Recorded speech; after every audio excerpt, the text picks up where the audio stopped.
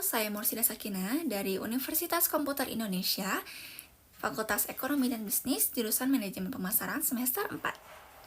Langsung saja menjawab pertanyaan yang pertama, yaitu adalah baru-baru ini kampus saya telah bekerja sama dengan Google yang sangat saya sukai, di mana program ini menyediakan Google Workspace.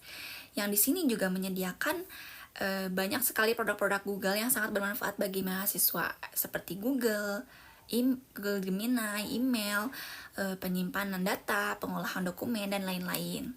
Selain itu, Google Workspace ini juga memungkinkan kerja kelompok dilaksanakan secara langsung, di mana semua anggota kelompok bisa mengakses, mengedit dokumen yang sama di mana saja dan kapan saja.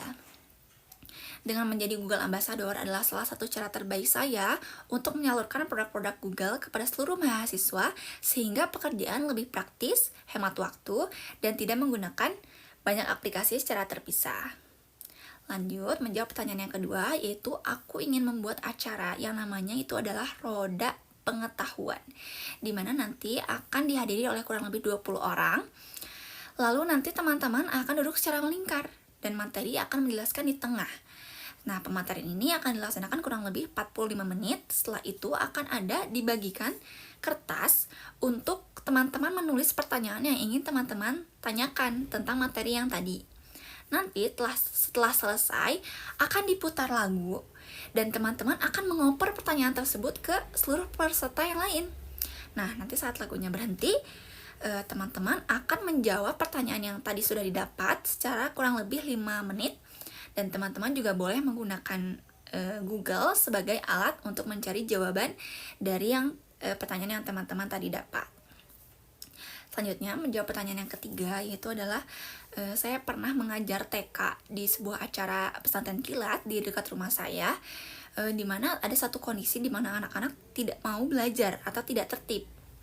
Nah, saat itu saya tiba-tiba kepikiran sebuah permainan yang saya namakan sendiri, itu adalah cakar-cakaran. Nah, cakar-cakaran ini bukan untuk mencakar temannya masing-masing ya, tapi saya buat kerajinan dari kertas origami seperti ini bentuknya. Nah, nanti teman-teman di sini saya akan menyebutkan tantangan atau pertanyaan gitu.